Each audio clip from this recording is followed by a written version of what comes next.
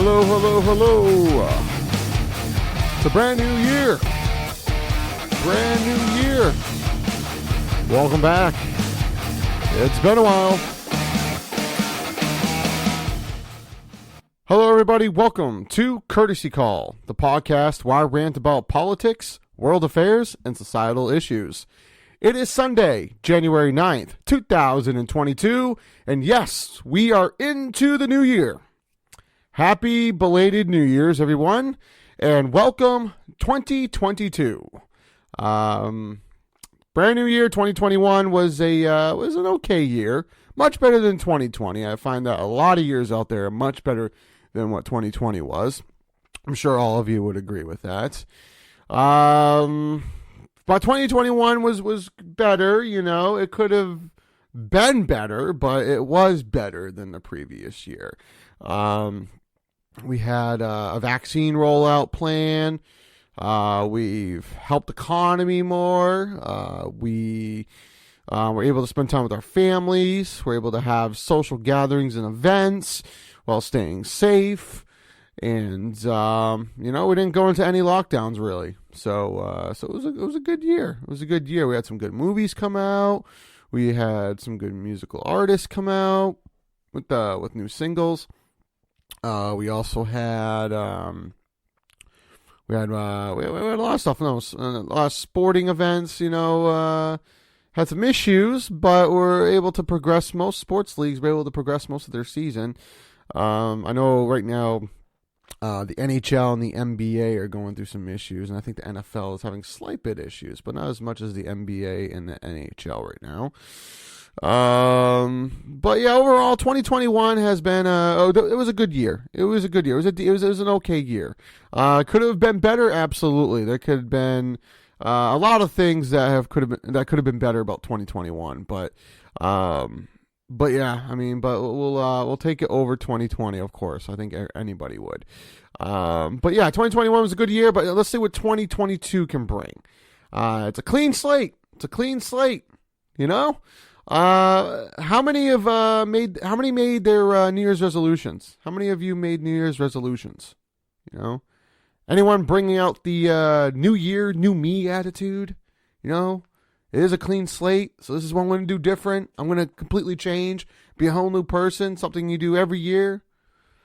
But here's the real question. How many have already broken their New Year's resolution?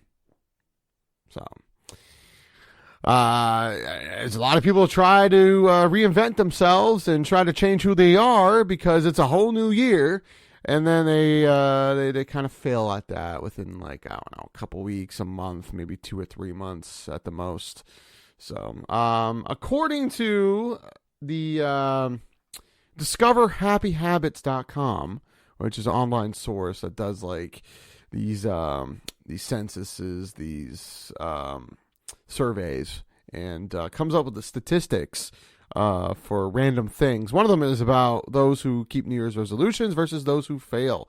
And according to the site, it says in 2019, it took one in 2019, it says survey found more than half of Americans wanted to be healthier. 59% wanted to exercise.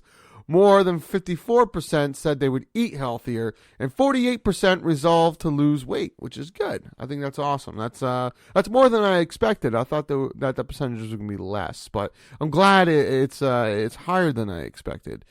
It says about half of Americans in 2018 wanted to start the year by saving money, 53%, and by getting in shape, which was 45%. Only 16% of participants in 2018 survey wanted to quit smoking, which once the most popular year's resolution ever. So going back in time, what does it say about 2021? I'm looking for something that's a little more recent.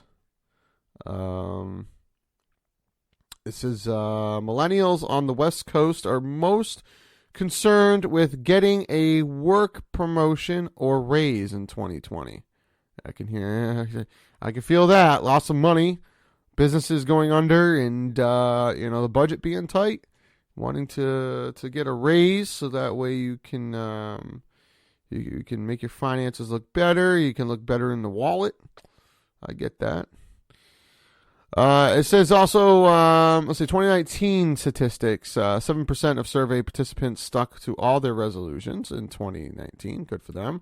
While 19% kept some, but not all of their resolutions. Interesting. 8% of participants failed to keep any resolutions, and 57% chose not to make a New Year's resolution for 2019. The most popular resolutions going into 2019 were to exercise more, which was 59%, eat healthier, 54%, save money, 51%, and to lose weight, which was 48%. So, yes, it was about 3 years ago, but, it's still valid in some way. I mean, I feel that number is, those numbers are somewhat in the ballpark for what people probably were doing for this new year. I think this new year, a lot of resolutions were to end COVID. Yeah, to end COVID and come up with better vaccines, or, to come up with a better system and to get under control, mostly things that were evolving around COVID, and I'll get into that later. As you know, every episode I give you the latest numbers on, the number of cases and the number of vaccinations out there. But I'm also going to get in depth about, more about my opinion on things and the facts, and kind of like shed some more light on, the subject for those people who are looking to end COVID or want to end COVID. I'm going to throw a lot of facts out there for you. So that'll happen later in the episode. But I believe that was the biggest New Year's resolution, is just to be healthy and to get rid of the pandemic. So, whatever your New Year's resolution is, I hope you complete it. I hope you really try hard to complete your goal. And whatever it takes. I mean, keep in mind, any goal that you try to reach, there's going to be some sort of obstacles. You got to be able to handle the obstacles, handle the gravity of the effort that it takes to complete these tasks and to achieve your goal. So don't give up. Don't give up. Stay strong. Stay strong-minded. Kind of set yourself, little smaller goals in between. Don't take it all in one big chunk. Set small little goals in between, or set little, little objectives, on a daily basis that will lead up to you achieving your goal. So hope you do it up. Hope you get it done. So it is a new year. It is 2022. This is the very first episode of Courtesy Call of 2022 into the new year. So, a couple of small announcements. So we will be approaching our anniversary episode. As you know, the anniversary of Courtesy Call, I believe, is in like 2.5 weeks. Or 2 weeks. It's in 2 weeks. Yes. I will be honest, I'm a little behind on kind of getting everything together for that. I'm not 100% sure what I want to do. I was thinking about bringing on our first ever special guest on the show. I'm not 100% sure who that would be, or if I want to do that. But yes, there was that. There was a new segment. There was changing a segment, changing the outline a bit of the show. So I don't know. But I know that I think it's 2 weeks from now, it will be the anniversary of Courtesy Call. So keep your eyes and ears peeled for that. Oh, let's see. What else? 2022. There'll be more announcements to be made. I know that this year, let's see. I will be going on vacation in a couple of months. I will talk to you more about that as we get closer to that. I will probably in the next 3 to 5 weeks, I'll give an announcement on that. But yes, I'll be going on a 2-week vacation, which will postpone the show, which we won't have any episodes of Courtesy Call, any new episodes of Courtesy Call for 2 weeks when that happens. It's the first week of March. So But yes, again, I'll give you further details about that as we approach next month. So as we approach February, I'll give you the heads up on that.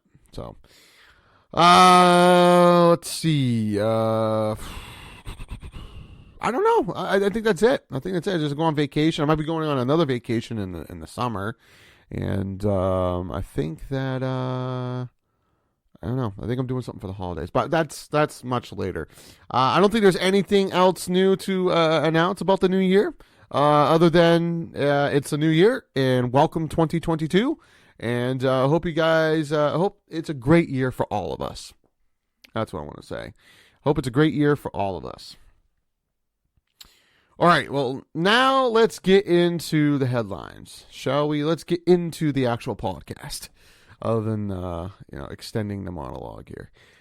Let's see. So, in the headlines, as of late, the big news in the media when it comes to equality and justice. Let's see. The sentencing for the Ahmaud Arbery killers. The killers of Ahmaud Arbery were sentenced this past week. It says on CNN.com, of course, I rely on my CNN.com for accurate news and accurate material. According to CNN.com, this was from last Friday. It says, before he sentenced 3 men convicted of killing Ahmaud Arbery in South Georgia to life in prison, Judge Timothy R. Wemsley held a minute of silence Friday, saying he hoped to contextualize the time of the 25-year-old spent being chased by the defendants. The 1 minute represents a fraction of the time that Ahmaud Arbery was running in Satilia Shores, Wamsley said before going silent. Yes, as some of you who may not know still, who live under a rock possibly. So Ahmaud Arbery, as you know, a 25-year-old who was killed in South Georgia by 3 men. He was being chased and then shot. These 3 men were sentenced to life in prison. That's right, for their crimes. Life in prison.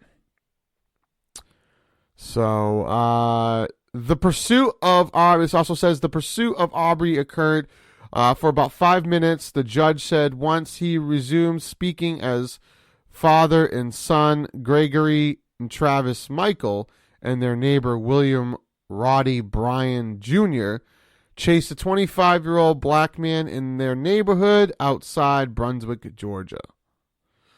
It says the men believed Arbery had committed a crime in their neighborhood. They told police the McMichaels were armed and gave chase, and Bryan later joined the pursuit, recording it from his pickup. Bryan's video shows Travis Michael exiting his truck and confronting Arbery, who tussled with Travis over a shotgun before the younger McMichael fatally shoots him. Let me ask you this. Is this controversial? Do you think this is definitely controversial? Absolutely. Absolutely. We got both sides here that are arguing opposing sides. We have these 3 men who justify, obviously going to defend their actions, but, could be looked at as, were they protecting their community? Was Ahmaud Arbery committing a crime? That's something they had to look into. Was it due to probable cause? Did they have legitimate cause? What if Arbery, in my eyes of the justice, if Ahmaud Arbery was committing a crime, right? If he had a knife on him, looking to harm someone from the neighborhood, looking to commit harm to people in the neighborhood, if he was looking to steal or looking to break into someone's home, and these men were just trying to protect their community, that's a different story. I don't know if I would sentence him to life in prison. I'm not sure if I would sentence him to a harsh consequence at all. I think if anything, I would have them, they might give him like a big fine, but I wouldn't sentence him to, to anything, to prison. That's most certain. If they were protecting their community, if Ahmaud Arbery was trying to commit a crime and trying to break in and enter, trying to stab someone, trying to harm someone, if he was looking to commit vandalism, anything of that, I mean, you need to protect your community. Vandalism is not as bad as breaking and entering, arson, or stabbing someone, but breaking and entering is still a crime, and so is vandalism is damaging property. Because the community has to pay for that property. In some communities, people in the neighborhood have to pay a certain amount. In some neighborhoods, in some communities, they have to pay a percentage of damage. So that should give the neighbors a right to protect their premises if Ahmaud Arbery was committing a crime. Because a lot of people will be like, well, it doesn't even matter. It shouldn't even matter because he's a man, he has rights. He's black, to harm a black man, no matter what the circumstances is a crime. It's racism. It's a hate crime. It should be sentenced. And it's like, no, hold on to your horses. Relax. Don't get your panties in a bunch. You want to treat everyone equal? You want equality? Equality is not just, given with privilege. Equality is also with, consequences.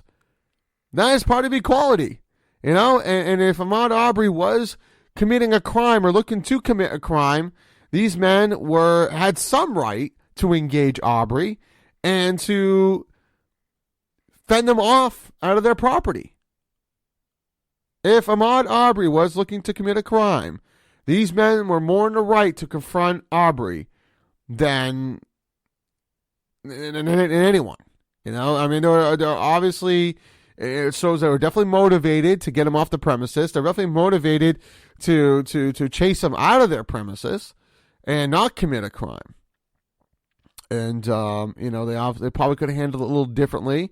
But again, if Ahmaud Arbery was looking to commit a crime, or he did commit a crime, this gives more justification for the McMichael's actions, for these three men's actions to take force than if Ahmaud Arbery wasn't looking to do anything. Like, if Ahmaud Arbery was just walking down the street and just minding his own business, wasn't looking to commit any crimes or do any harm, then that'd be a different story. If he was innocent and completely innocent, and they just targeted him and started chasing him out of nowhere and then shot him, that would be a different story. Then I would say the three men deserve life sentence in prison. But I'm not sure if that was the case. I didn't really read to see if Arbery was committing a crime, if he was convicted of committing a crime, or if it was apparent that he was committing a crime. I'm not sure if we'll ever know if Ahmaud Arbery was committing a crime. But that's just my opinion. If he was, there's more justification for these men approaching Arbery, and I think the sentence is a little harsh and should be reduced to a fine because they're trying to fend him off their premises. Because, like I said, there's a lot of communities out there who, if some damage happens to the community, if some vandalism occurs, they're responsible financially for it. And that sucks, but that's just the nature of it. But if Ahmaud Arbery wasn't committing a crime, if he was just innocently just going about his business, just walking around just to go for a walk, and these men targeted him and shot him, then yes, okay, they deserve the life in prison. So they deserve a prison sentence, absolutely. But we'll never know. We'll never know that. I don't think we'll ever know if Ahmaud Arbery was looking to commit a crime or not. And of course, the judge is going to go straight to sentencing in prison because this is all about proving a point. Because we've had people of color protest that there's not equality with sentencing, that sentencing is unfair, that the justice system's a joke, and things are not being handled appropriately within the courts. And I think that, Judge Timothy R. Wemsley decided to, make an example and to prove a point and be like, the justice system does do a good job. Here's 3 men being sentenced to life in prison. So I think that's part of why they got the harsh sentence as well. So that's my opinion.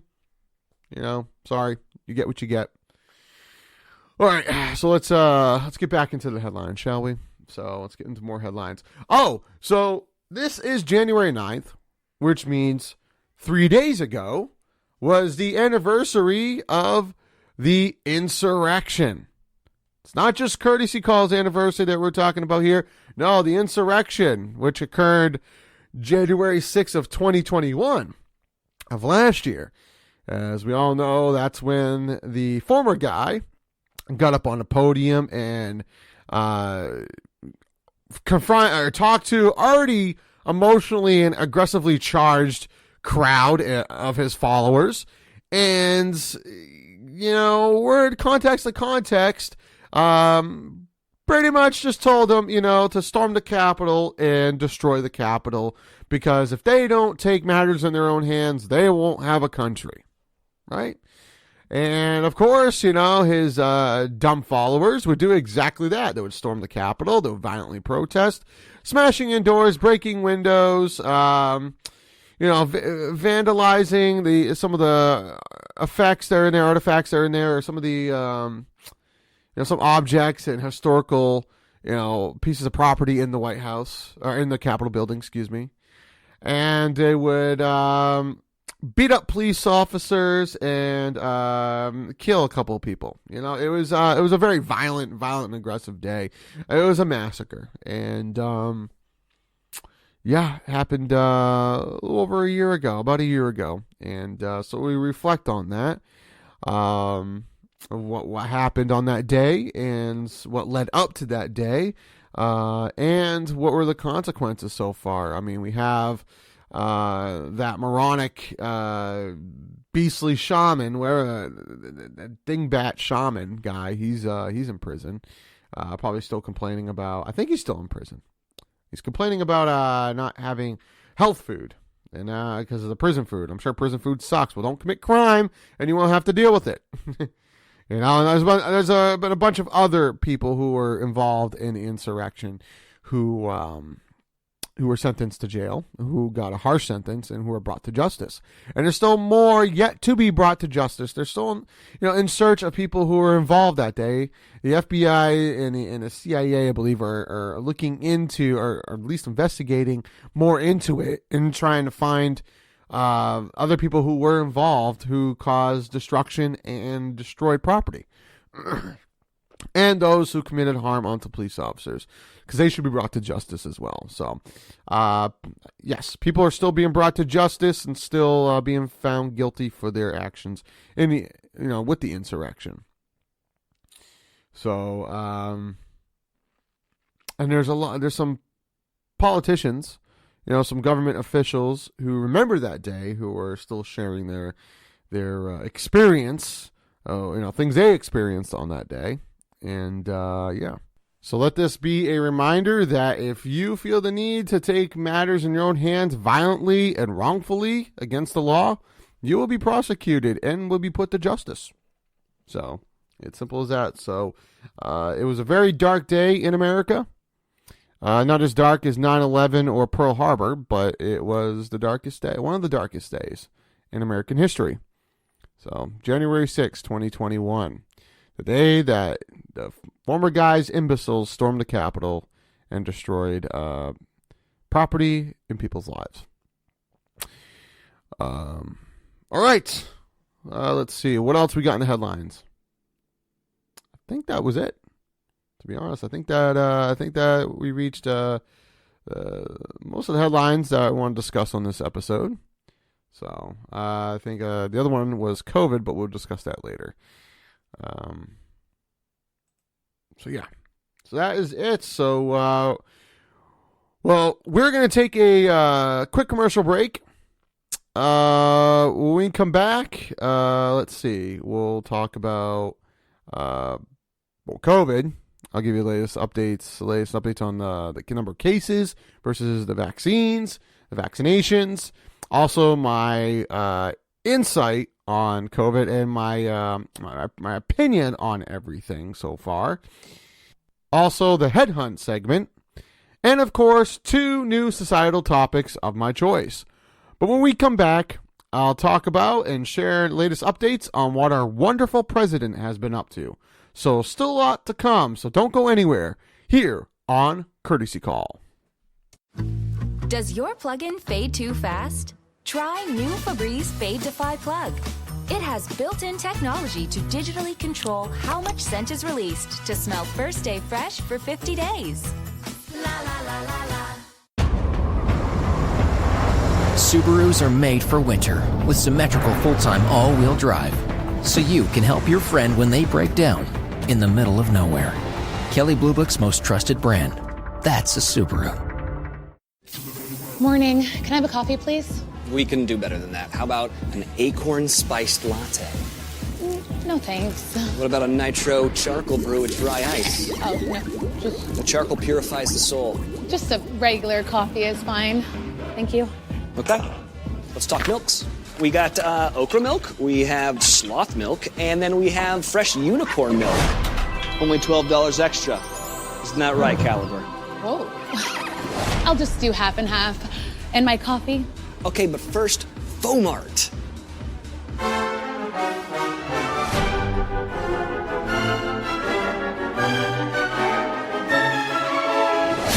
Oh. Ta-da! Okay, you know what? This is ridiculous. I just want a coffee. I'm sorry. Why does everyone leave us?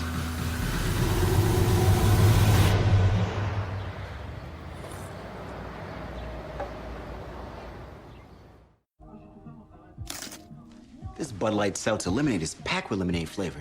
Yeah, it even has more flavor than my grandma's lemonade. She still lives here, right? Yeah, it even has more flavor than grandma's lemonade. Oh, no. Guess her hearing is better than we thought. New Bud Light Seltzer Lemonade. Packed with more flavor than Grandma's lemonade. Every morning, I thought I had to make a choice. Do I use a toothpaste that whitens my teeth or one that's good for my teeth? Now I don't have to choose. My dentist told me about Crest Whitening Therapy, so I tried it. From Crest 3D White comes whitening therapy. It's our best whitening technology. Plus, it has a fortifying formula to protect your enamel. Now I get a whiter smile and healthy teeth all in one. The 3D White collection from Crest. Healthy, beautiful smiles for life. Oh, just one. Jake from State Farm, it's the least I can do. You really did me a solid with that, Maya markdown on my insurance. Here's the deal, Maya. State Farm offers everyone surprisingly great rates. Right. No, really, there are no markdowns, just great rates. Pull around back in 20 minutes. I'll hook you up with the good parts. When you want the real deal, like a good neighbor, State Farm is there.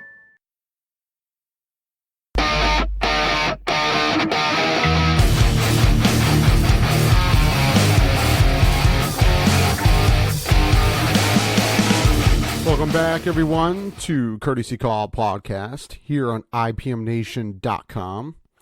For those who are just joining us, before the break, I kind of, welcomed in the new year, said Happy New Year to everyone, as we welcome 2022. We're about a little over a week in to 2022. Of course, the New Year's episode was supposed to be last week, and I'll apologize for those who read the post. Saw the post on our Facebook page last week or this past week. I apologize for the postponing of this episode 45. This was supposed to be last Sunday on January 2nd, but due to the holidays and holiday events and such that I was participating in and it was underway of doing and whatnot, we were unable to produce the episode in time for to be available for download on January 2nd. So that's why it has been postponed to today. So I apologize for that. But yes, earlier in the episode, to open it up, I welcomed 2022, said Happy New Year to all, talked about New Year's resolutions. How many people in the past have kept their New Year's resolutions versus those who have failed or those who didn't make any at all. And I encourage those who have to finish strong.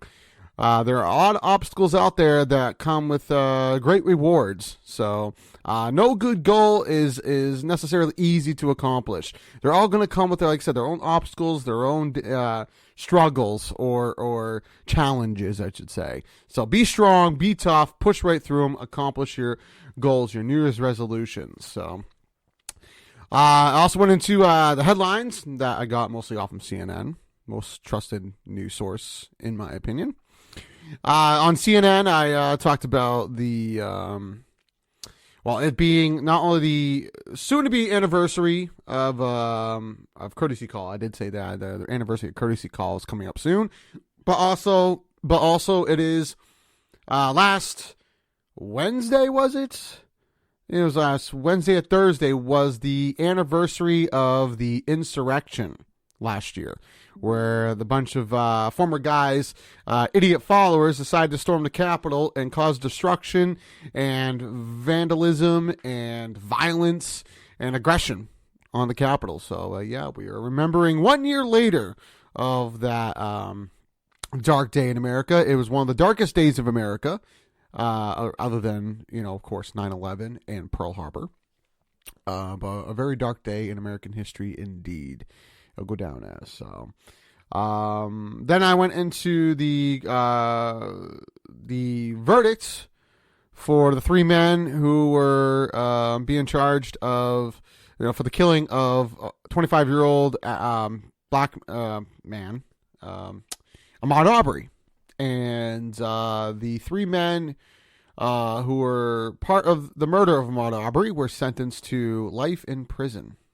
So, which I explained why that's somewhat harsh, depending on, if Ahmaud Arbery was looking to commit a crime or if he was innocent.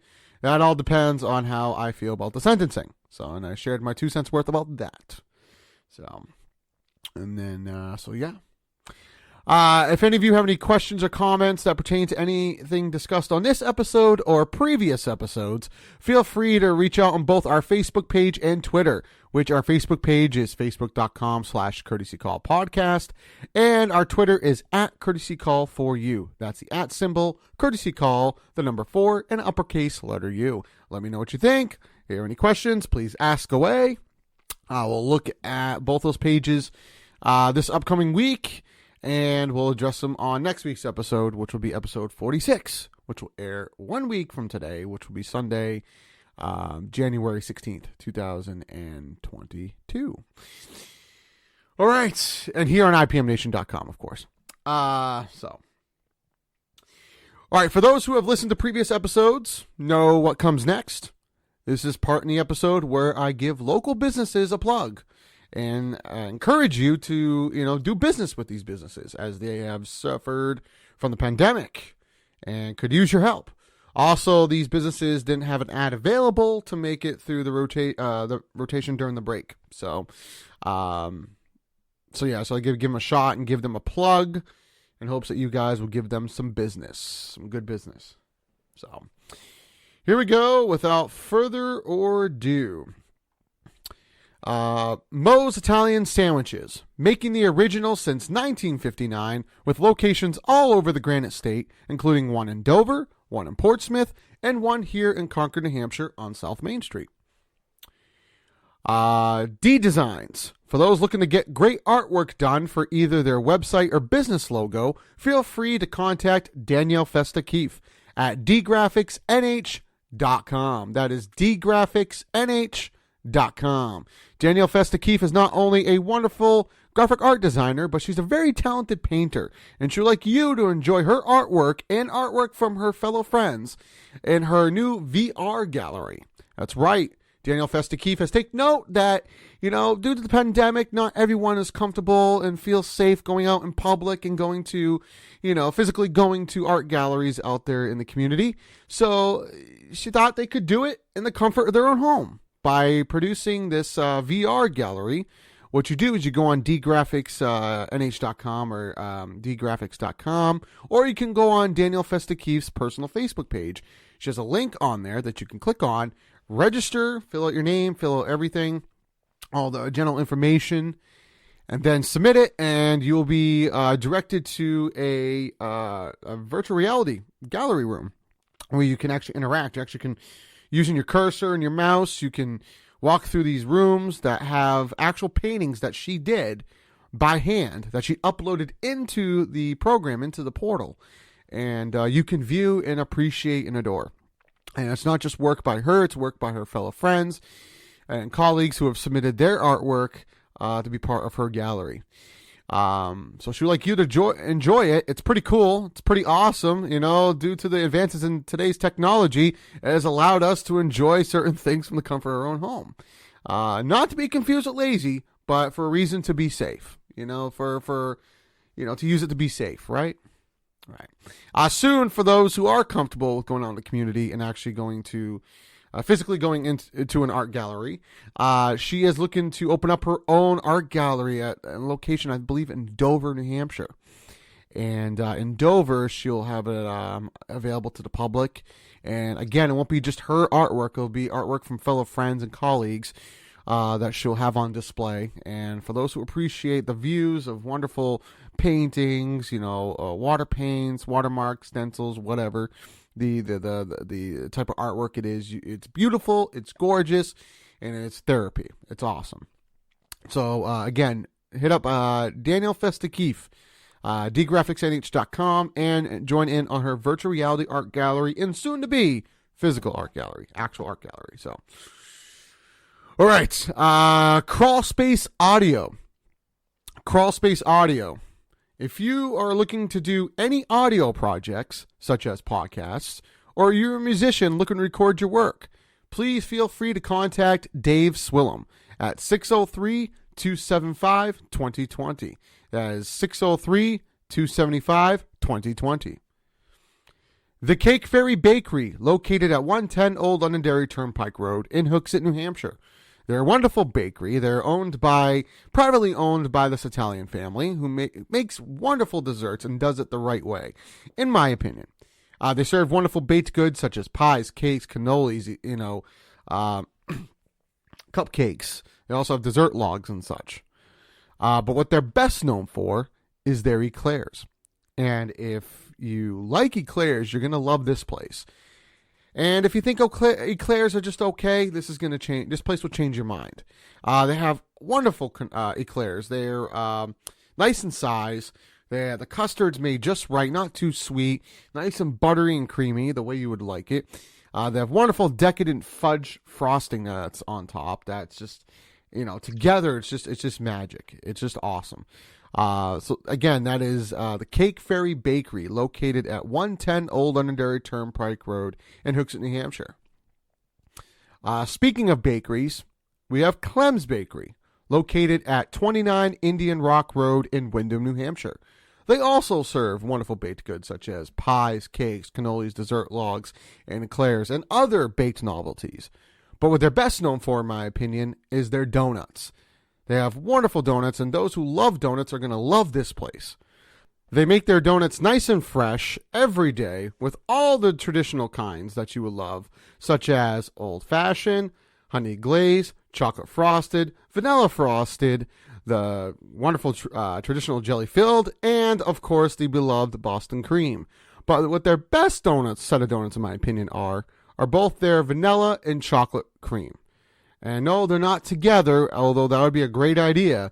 There's a set of vanilla cream and a set of chocolate cream. What they do is they make a wonderful fresh-baked yeast shell. They cut it in half, and they add a nice buttery, fresh vanilla cream, and then one with fresh, buttery chocolate cream. And it's what do you expect from a cream-filled donut? It's amazing, tastes wonderful, awesome, pretty great.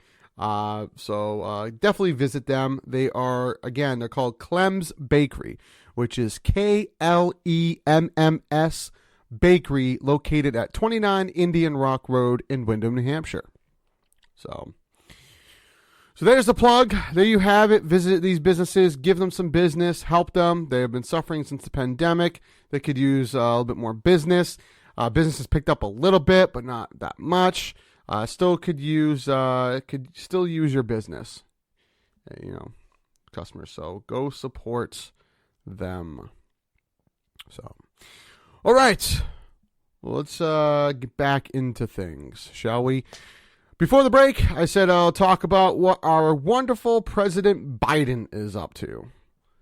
And let's see, as of late, what the news sources are telling us. So, just by looking up on Google, President Biden has, he's been kind of busy. He's been trying to get a lot of things done, mainly still focusing on getting this pandemic under control, getting under control the best as we can, and come up with, the best safety measures as possible, working with the CDC and medical experts to make sure we take the necessary steps as much as possible, with this thing. But just Googling President Biden and seeing what comes up, there's some good news, and of course there's some negative news, mostly from Fox News. We don't like to listen to Fox News. We don't really care about Fox News. They're very disturbed news, very news source in my opinion. They have a headline that says Biden says wildfires are supercharged by global warming. Well, yeah, okay, they are. Wildfires are caused by global warming. If anybody who believes in science and doesn't argue with science would say that's true. According to discreetnews.com, it says a Harry Reid memorial to include Joe Biden, Barack Obama, and President Bullard. Interesting. But one I found particularly kind of humorous is Fox News headline of White House bragging about Biden job gains draws social media backlash. And let me guess, this social media backlash is coming from far-right conservatives, right? Am I right?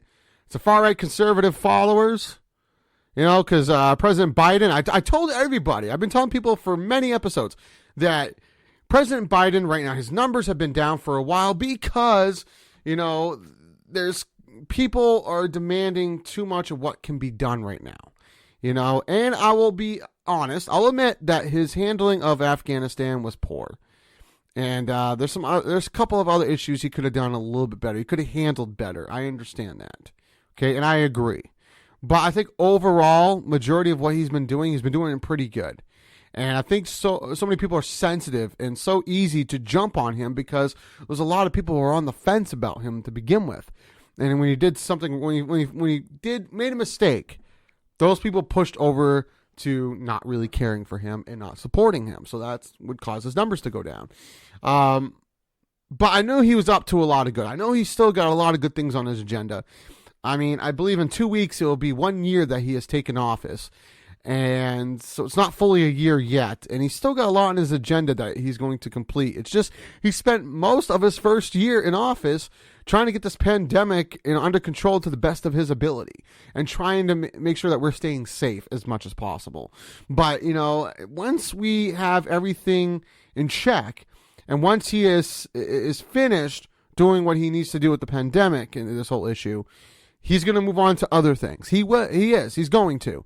And once those other issues and items that are on his agenda get completed and he succeeds, then people are going to start seeing how wonderful he is and start seeing that he actually is a very good president. And he is doing a lot for this country, and they will see that. And his numbers will go up. And his numbers are going up because he is taking care of other issues while waiting for other things to develop with this vaccine, and with the new vaccine, and with the variants, and waiting on other things to be done with the pandemic. But in the meantime, he is working on other issues. He started working on other issues, and his numbers are going up. So it's exactly what I've been saying for many episodes. Now that his numbers are going up, of course he deserves to brag. He kind of does, because he's been telling everybody that he's going to do some great things and that he's going to get the job done. And he's made a promise to get this country back together and to do what the slogan has been throughout his whole campaign, and that is build back better. And that's been his mission, right? That's been his mission. And now he's finally getting to other issues and kind of showing a little bit more that, hey, I do have the intent to continue to build back better. Now my numbers are going to go up. I've been telling you this for weeks, and I think months actually. I've been telling you this, and here are my numbers. They're getting higher. So, bragging or just like trying to show people who doubted him and badmouthed him that maybe you should think twice or not be so quick to make insults or to judge or to criticize. But we're America. Today's America. They criticize right on the spot. They don't like to give it a minute to see what's going to happen first. So Fox News, yes, he deserves to brag. The only social media backlash is probably from your right-wing conservatives who are wing nuts, as I call them. So, not really too much to pay attention to. But let's talk about some other good things. Okay, let's talk about something that's productive, right? Looking at New York Times, right? NewYorkTimes.com, their website. It's our wonderful President Biden had worked with Prime Minister Boris Johnson, and on a virus policy. And the article, the title of it says, "How Biden and Boris Johnson reached the same place on virus policy." It says 2 different leaders with differing approaches landed on a policy of coexisting with virus. Analysts say they had little choice. Again, and this says on New York Times website in London, on the evening of December 21st, Prime Minister Boris Johnson appeared from 10 Downing Street to tell anxious Britons they could go ahead with their Christmas plans. Excuse me. Despite a surge in a new coronavirus cases. At nearly the same moment, President Biden took to a White House podium to give Americans a similar green light. Oh, so it's basically just giving the green light on Christmas, right? We all had normal Christmases, right? Did we all have Christmas with our family? Did we open presents with our family? Did we have Christmas dinner with our family? Did we do things how we normally do Christmas? I think some of you could say no, but I think a lot of you could say yes. And you can thank the president for that. The president, as was stated by the former guy said, the Biden administration is going to take away the Democrats, not just the Biden administration, but he was like, the Democrats and the liberals are going to take your Christmas away, take away your holidays. You're not going to have any traditions left. You're not going to have any freedom, any rights back. You're not going to have a country. Well, let's look at a year later there, dingbat. So our president right now is his numbers are rising. We still have a country. We still have a lot of our freedom. We had a normal Christmas. We had a normal Thanksgiving. Our New Year's was somewhat normal. I guess a lot of people wanted to stay home because they wanted to stay safe. But I still saw a lot of people in Times Square on TV. I did watch Dick Clark's Rockin' New Year's Eve with Ryan Seacrest. That show. That one. I watched that one and from Times Square, and I noticed when I was watching that there was still a lot of people in Times Square. It was still pretty packed, and a lot of people celebrating, which is great. And there's a lot of other people from other parts of the country, like in Miami and all the way in LA. There's still a lot of people celebrating. So to me, it wasn't exactly how New Year's has been, years and years ago, but it still was pretty normal. I still feel that we had a pretty normal holiday, and we had normal holidays. We had normal Thanksgiving, Christmas, and New Year's. I feel it was pretty normal, and I don't think any of it was taken away, really. So that's a fire back at some of the wing nuts out there. So his numbers are going up. And I feel they're going to continue to go up. Right now, we've exhausted all we can do with COVID at the moment. We have a few options, a few maneuvers we can make. But for right now, I think we're approaching to the point where there's really nothing much else we can do. And I'll talk about that in a moment. But yeah, I think that he's going to start heading on to other items on his agenda in the meantime and take care of some other issues. And again, he's looking to fulfill the campaign motto and the motto throughout his presidency, and that is build back better. And that's exactly what they're going to do. So that's what's going on with him. That's what's going on with President Biden. Moving on, speaking of pandemic and COVID, it is time for me to give you, listeners, the latest numbers on number of cases of COVID-19 and the number of vaccinations that have been administered, and see if things are improving or looking better or whatnot. So these numbers were pulled up from yesterday, which was Saturday, January 8th, 2022. And the numbers are as follows.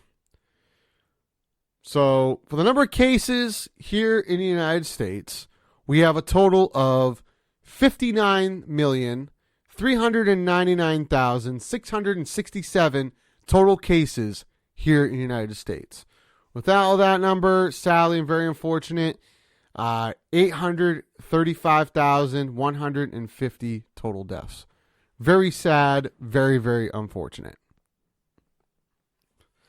Throughout, worldwide, throughout the globe, the world, we have a total of 303,169,398 total cases around the world, around the globe, with sadly and very unfortunate, a total of 5,479,804 total deaths. Very sad and very, very unfortunate.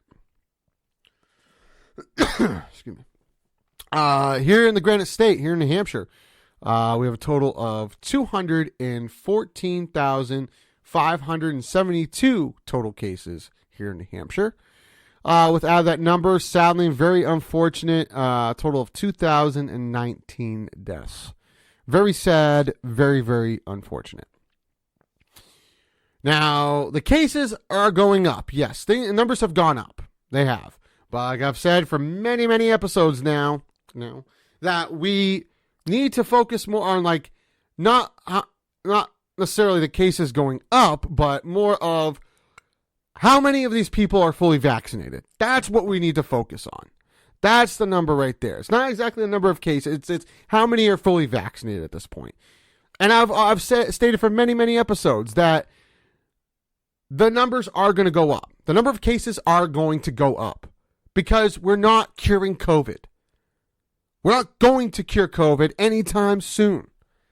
COVID is not being dealt with per se. The vaccine just, it makes it so you suffer low to moderate symptoms at the very, very most. That's it. Low to moderate symptoms at the very, very most, which is a big deal because it protects us. It makes us make sure we don't suffer the severe symptoms from the virus. It keeps us safe. It's not destroying the virus. It's not destroying the virus from being out there and spreading. It's just keeping ourselves, safe from when we do get it. Cheat sheet for you. Everybody's going to get COVID. Everybody's going to get it. Hate to scare everyone, but we're all eventually going to get it. To be able to control a virus or pandemic like this is nearly impossible to do within like a few years or 5 years. Within that time, I believe almost everybody around the globe will have it at that point. It is as common as the flu or the cold. And I believe everybody's had the cold or the flu at one point, right? So we're all bound to get it at least once.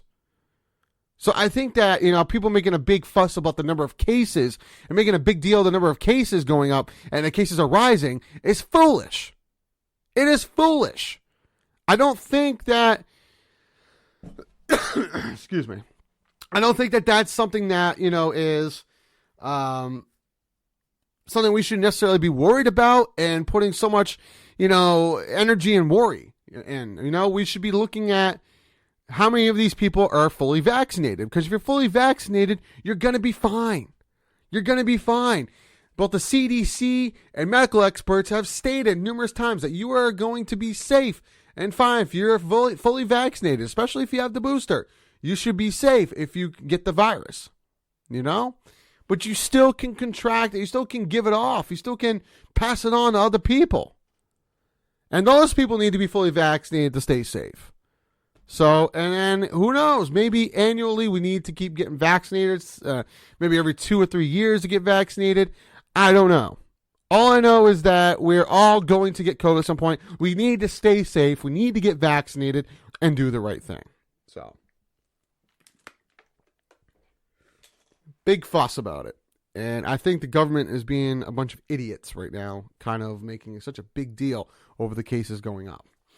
So, speaking of vaccinations and the vaccines, I'm going to give you the latest numbers on, and now the answer we should be worried about, the things we should be focused on here, is the number of people who are fully vaccinated, or how many vaccines have been administered versus those who are fully vaccinated, right? So without further ado, let me give you those numbers. And these numbers also were pulled from yesterday, which was Saturday, January 8th, 2022. And the numbers are as follows for number of vaccines. Here we go. So here in the United States, we have a total of 516,597,039 total doses have been administered of the vaccine. Pfizer and Moderna, I think Johnson & Johnson's in there too.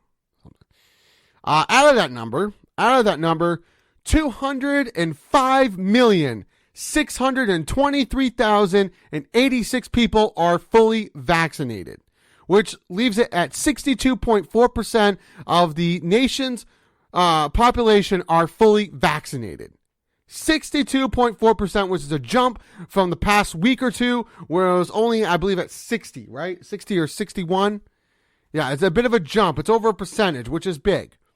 Because you got people who are waiting on their second doses. They're getting their second dose. Only get their first dose, and about 2 or 3 weeks later, get their second. And then that number goes up for who are fully vaccinated. And then there's boosters in there somewhere. So, that is the numbers with here in the U.S., throughout the country, United States. Around the world, globally, worldwide, we have a total of 9,371,326,391 total doses have been administered throughout the world, throughout the globe. Excuse me. Out of that number, 3,919,932,851 people around the world are fully vaccinated. Are considered fully vaccinated, which, whoa, here we go, leaves that at 50.4% of the world's population are fully vaccinated.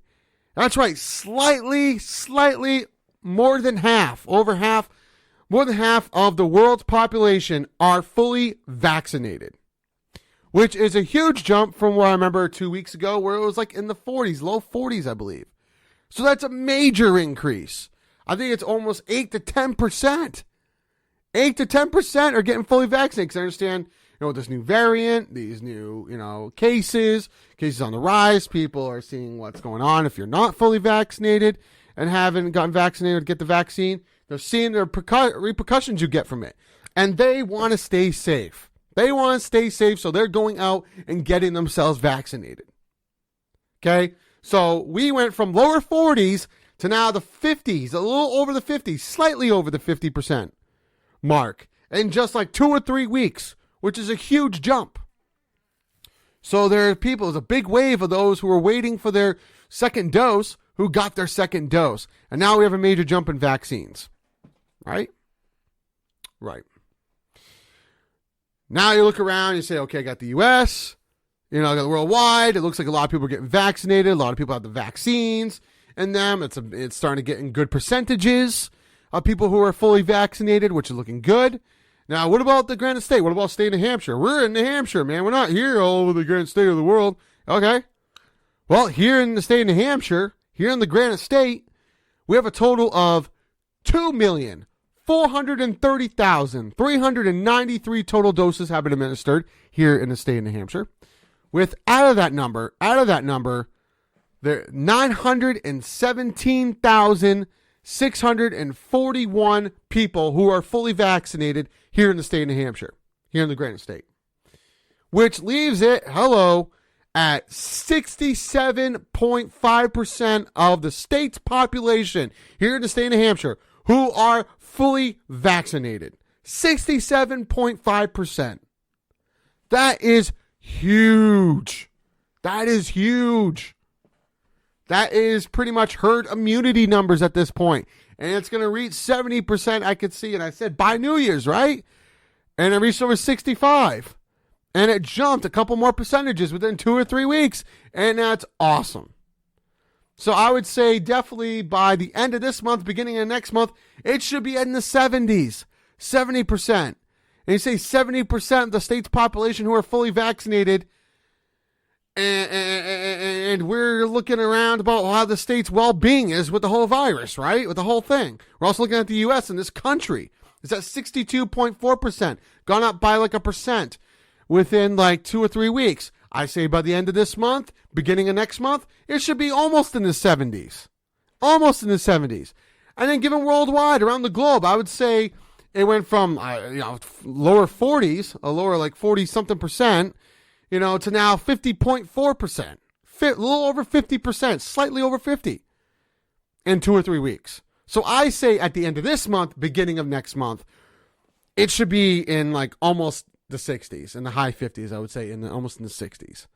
Okay? Well, you think of that. Just get those numbers. Think of those numbers, okay? So at that point, you would say more than half of the globe is fully vaccinated. More than almost 70% of the U.S. is fully vaccinated, and 70% of the state of New Hampshire is fully vaccinated.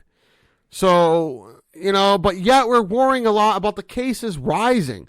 Yeah, we're worried about mutations and new variants and people not doing what they need to do.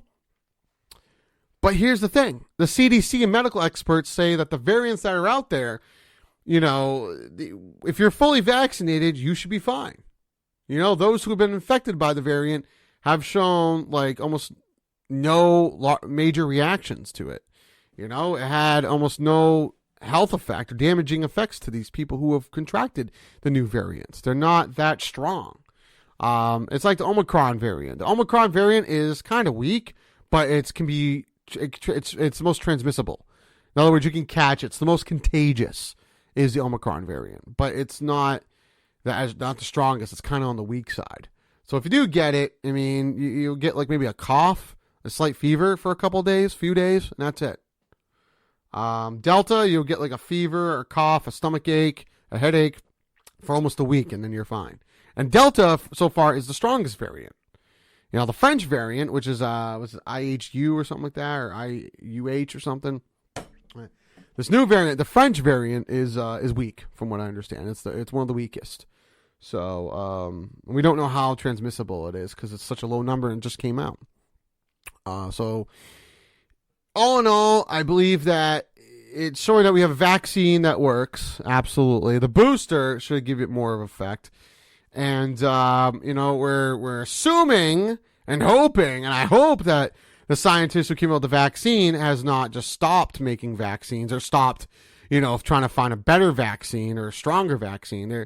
I'm hoping they're trying to improve on the initial vaccines to make it more safe, more adjustable, more apt to, stronger, so that way it can handle potential stronger variants. I'm hoping that they're doing that. That would make the most sense. You don't just say, oh, we found one vaccine that's helping with these variants, and it seems to be working. That's it. Our work's done. We move on to other things. No. You come up with the vaccine, with the initial variants and virus right now, and it's working well. It's going well.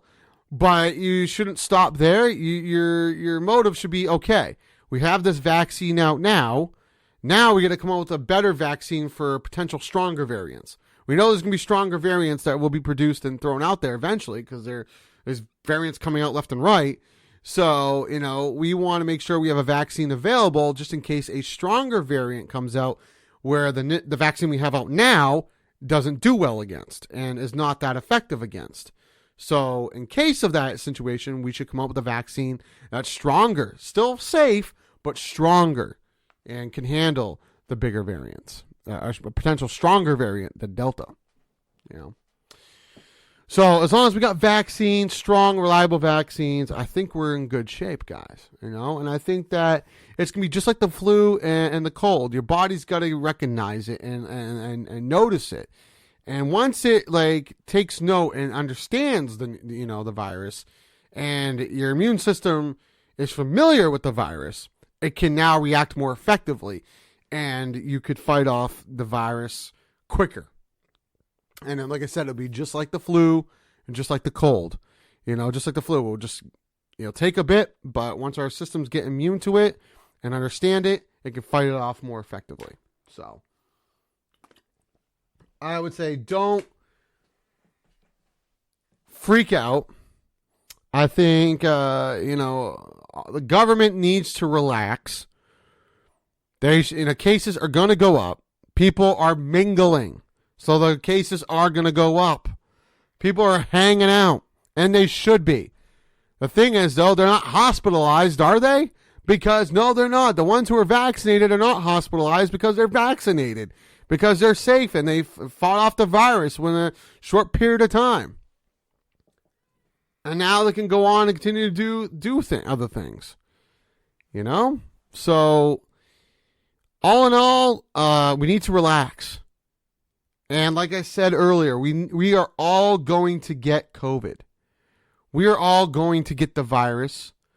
We are all going to suffer eventually, well, not suffer, but we're all going to experience discomfort from the virus, but we all need to be protected. We're going to get fevers. We're going to get stomach aches, cough. But if we're fully vaccinated, we should be safe and okay. We'll kick it in a short period of time, and it won't be that bad. So, yes, to those who are making such a big deal about it, if you're fully vaccinated, you shouldn't worry. If you're not fully vaccinated, you should worry. And at some point, the government's got to let people just do what they want and just let people get infected who are not vaccinated. They're just going to have people get infected. And if those people get severely ill, let this be an example and a learning lesson. You should have gotten vaccinated. We warned you and prompted you to for a long time, for almost a year now. You've seen so much data. It's obviously safe. And, at this point, you guys are just being difficult. And so, we're just going to have you learn on your own that you should get vaccinated. So that's how I think the government needs to approach it from now on. So, all right, well, I'm done with COVID. I'm done talking about COVID. So, let's move on. All right, so now it is time for my headhunt segment. So for those who are not familiar with the headhunt segment this is where I go on social media, mostly Facebook, and I go on major news networks' Facebook pages, mainly CNN, MSNBC, and WMUR News 9 TV. And I look up articles that they have posted where someone had commented or questioned underneath it. Either a comment that I think lacks substance, that could use my 2 cents worth, or a question that I felt like wasn't answered properly or wasn't answered at all, where I could add my 2 cents worth and answer it for them to the best of my ability. So I'll usually do about 3 of these, and they get interesting. They definitely get interesting.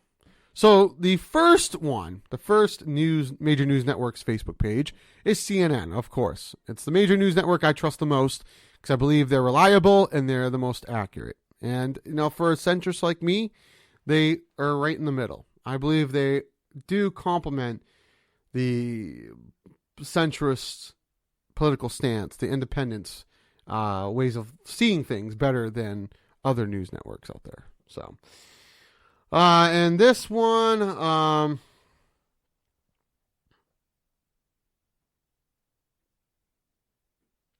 is about, let's see.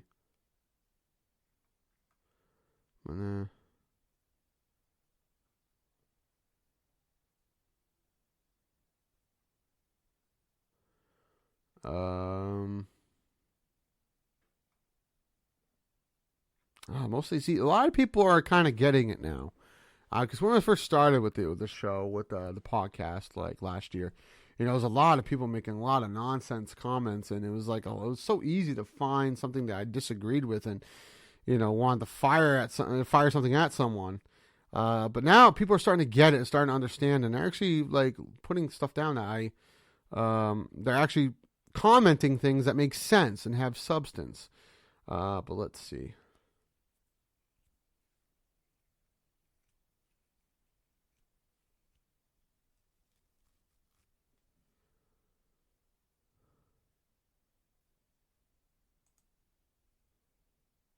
There you go. Okay. See, yeah. Mm-hmm.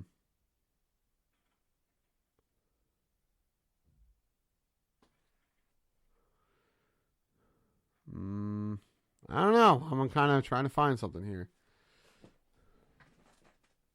So, I don't know. I'm having a hard time finding something that's. I guess a lot of people are putting a lot of things. Let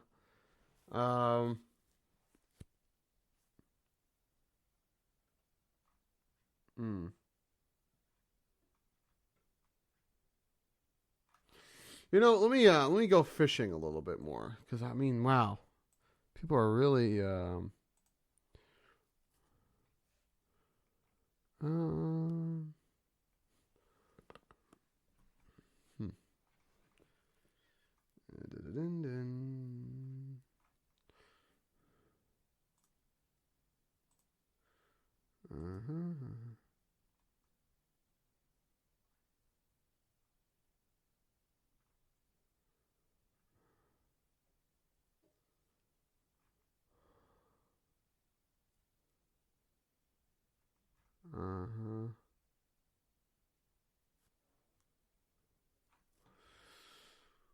yeah. Wow, interesting. I've never really. I think it's been a long time since I've. Yeah.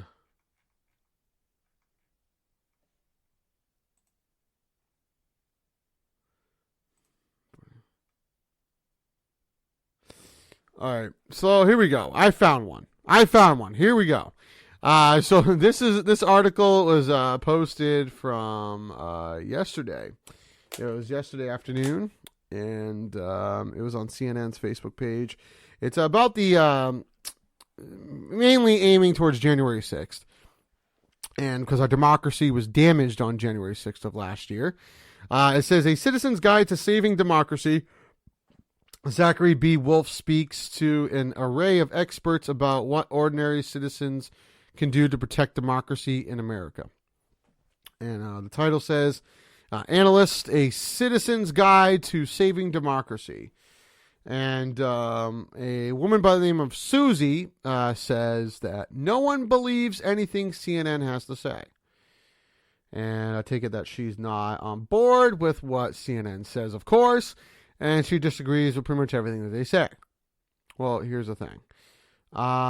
There's a lot of people who believe what CNN has to say. I think saying no one believes anything that CNN has to say is a very unintelligent comment.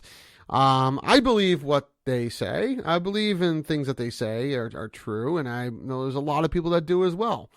I just think that, Susie, you're just butthurt because you are a wingnut follower. Or you are a wingnut. I don't know. Maybe you do like the right-wing conservatives and you side with everything that they say and they believe. And you don't believe that January 6th was an insurrection. You believe it was just a peaceful protest that all these wingnuts are claiming. It's a peaceful protest and no one did anything wrong. And it was all make-believe. It was all Antifa. Every single one of them was Antifa. And blah, blah, blah, blah, when clearly you can see it was the right-wing wingnuts who decided to storm the Capitol and ruin democracy. So Susie, I think a lot of people believe what CNN has to say. No one believes what you have to say. And no one really cares, like other than me right now for the segment, cares what you have to say. Apparently, your word has no credibility. Obviously. So, if you like to talk about and something, if you want to hash it out intelligently and have a conversation over this intelligently, over the insurrection or other wingnut, claims and conspiracies, I'll be more than happy to fire it off with you. Just hit me up on my personal Facebook page, or hit me up on Courtesy Calls Facebook page. We'll hash it out. We'll talk about it and hopefully have an intelligent conversation. But based on your comment, I think there is a good chance that maybe intelligence won't be brought on your behalf. So,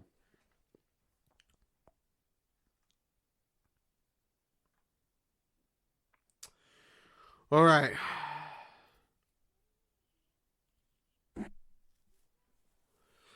Yeah, this is interesting too. So I'm on MSNBC's Facebook page, and this is, I'm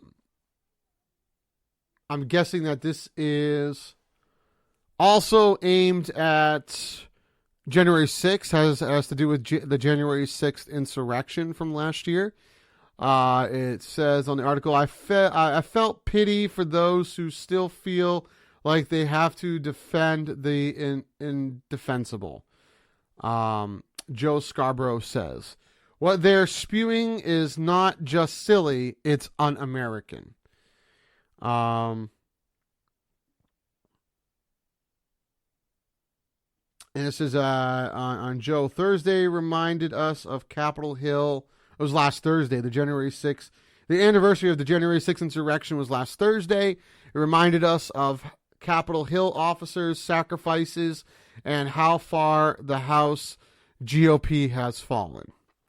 And Susan, this lady by the name of Susan, says, another Susan, says, the biggest lie ever told, she commented. The biggest lie ever told, which I don't know about the biggest lie. I don't know what she was referring to. She's talking about what wingnuts are claiming, or if she's stating the truth, or about the truth that it was an insurrection. And she's saying the insurrection itself was the biggest lie ever told, which the insurrection obviously occurred. There's video footage showing that it was an insurrection and showing what happened and who was involved. It's pretty much the most purest, clearest proof that an insurrection did happen. Proving the insurrection. So I don't know if she's aiming it towards that, or I can tell you that the insurrection did happen. It was conservatives who did it. It was the followers. It was obvious followers of the former guy. CNN, MSNBC, and most major news networks broke it down piece by piece. They show you the crowd. Some of the members that were in the crowd of the former guy's speech in Washington that day, in the Capitol that day, and then it shows those same people storming the Capitol and destroying property and causing mayhem. So it obviously, if you put piece by piece, a little by little, it shows that it was the followers of the former guy, these wingnut conservatives who started the insurrection, that claimed this insurrection, that started it and conducted it. So it's not a lie. I think that you need to do a reality check and stop putting stuff in your own head and focus.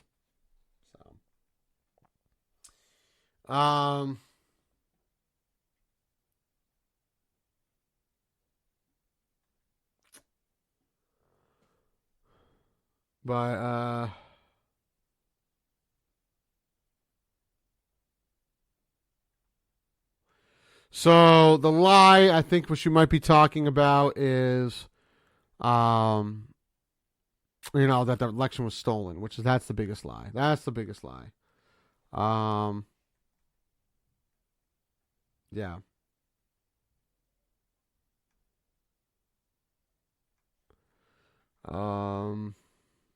But yeah, the election was stolen is a pretty big lie. Is a pretty big lie.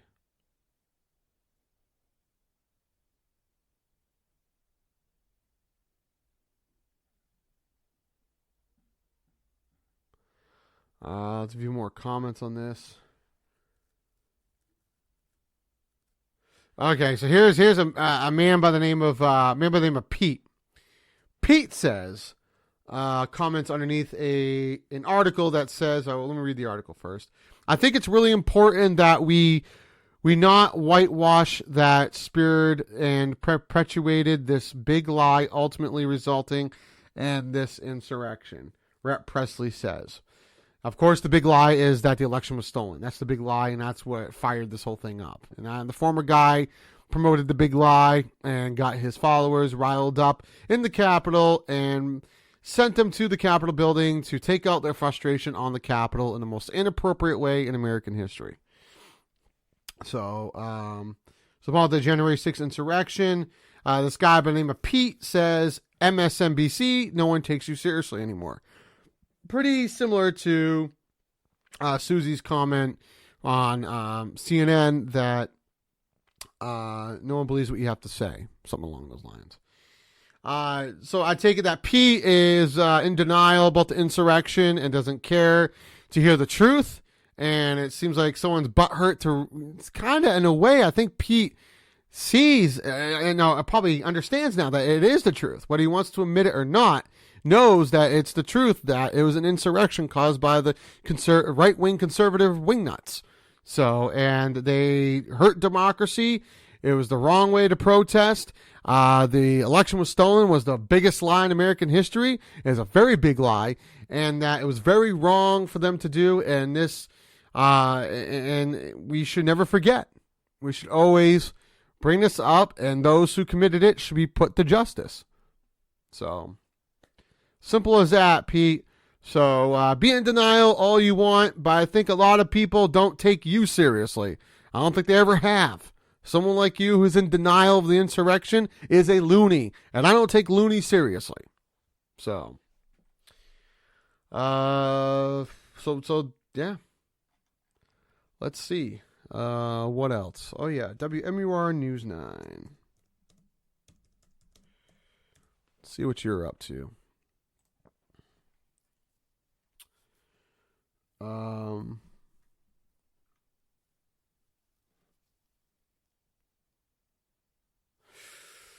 Okay, so on WMUR, I found one right off the bat here on WMUR News 9 TV's Facebook page. For those who are not familiar with who WMUR News 9 is, for those who live here in the Granite State, in the state of New Hampshire, it's our main news source that we get our mostly our local news and some of our national news from.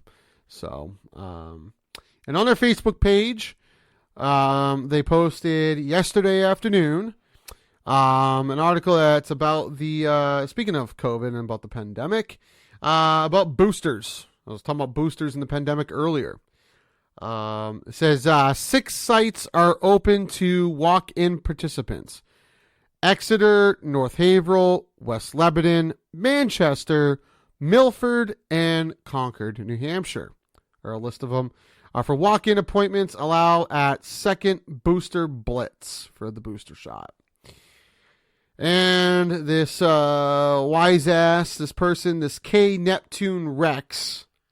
Sorry, I had to say the full name because I don't feel it's your actual name. It could be, but if it is, I highly apologize. But I think it's more of a stage name title, but K Neptune Rex. It was called Neptune, so K Neptune. He or she comments, because no one wants the worthless jab. So I take it that you're saying the booster is worthless, or the vaccine is worthless, or you're anti-vaxxer, maybe?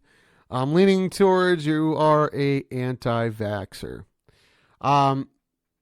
The vaccines have been stated for a while. It's been stated that they work. Okay, the vaccines have worked. Okay, there's data showing that they work. It's factual data. Okay, it's nothing you can dispute or argue. The vaccines work. They absolutely do. So to call the vaccines worthless, I think is an uneducated, statement. It lacks a lot of substance. It shows a lot of incompetency from you there, K Neptune. It shows that you are lacking competency, that you don't have much knowledge or intelligence, as a matter of fact, in this situation.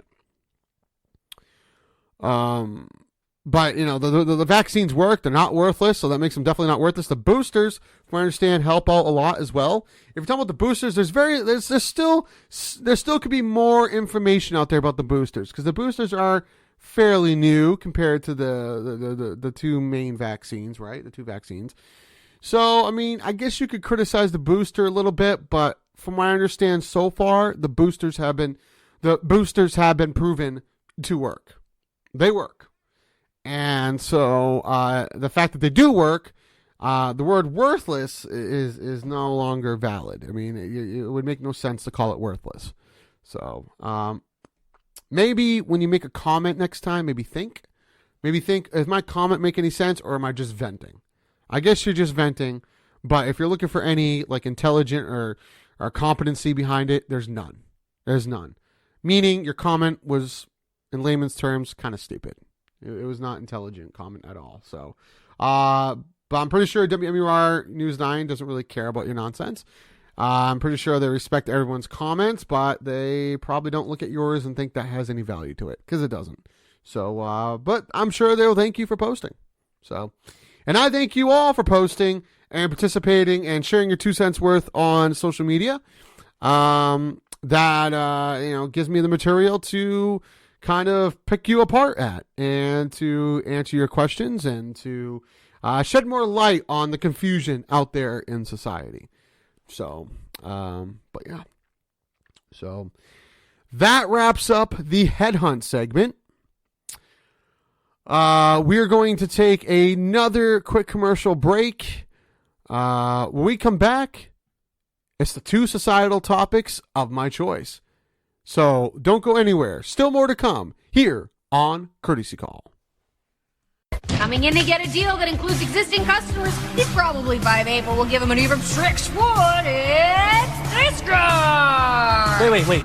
Did I just hear existing customers can get a deal? Yep, at AT&T, new and existing customers get our best deal on all smartphones. That's pretty great. You think I look 6 foot? I sure do. Kind of. It's not complicated. Only AT&T gives new and existing customers the same great deals on all smartphones. Get up to $800 off our latest 5G smartphones. Tasha, did you know Geico could save you hundreds on car insurance and a whole lot more? So what are you waiting for? Hip-hop group tag team to help you plan dessert? Fresh vanilla, rocky road, chocolate, peanut butter cookie dough. Scoop this, scoop this, scoop this, scoop this, scoop shakalaka, shakalaka, shakalaka, shaka, scoop shakalaka, shakalaka, shakalaka. Geico. Switch today and see all the ways you could save. Oh my, with Chase Freedom Unlimited, I earn all this cash back? Oh, I gotta tell everyone. Hey Rita, you can earn 3% on dining, including takeout. Bon appetit. Hey Kim, you earn 5% on travel purchase through Chase. Way ahead of you. Hey Neil, you can earn 3% at drugstores. Buddy, I'm right here. Why are you yelling? Because that's what I do. You're always earning with 5% cash back on travel purchased through Chase. 3% at drugstores, 3% on dining, including takeout, and 1.5% on everything else you buy. Chase, make more of what's yours. Building a better bank starts with looking at something old and saying, really? So Capital One is building something completely new. Capital One Cafes. Inviting places with people here to help you, not sell you. And savings and checking accounts with no fees or minimums, because that's how it should be. You can open one from right here or anywhere in 5 minutes. Seriously, 5 minutes. This is banking reimagined. What's in your wallet? The greatest stories don't have to end. If we do this, we're gonna do it our own way. They can expand, evolve, connect each generation to the next. The stories continue. Only on Disney Plus.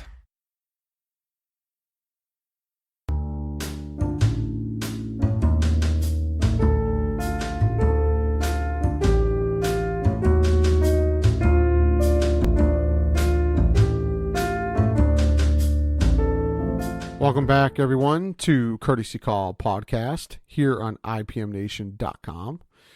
For those who are just joining us, before the break, I talked about what our wonderful president has been up to, some of the backlash he's facing because his numbers are going up, and so forth and so forth. But, I talked about, he allowed us all to have Christmas, right? Or like he didn't stop Christmas or prevent us from having Christmas, like the former guy said.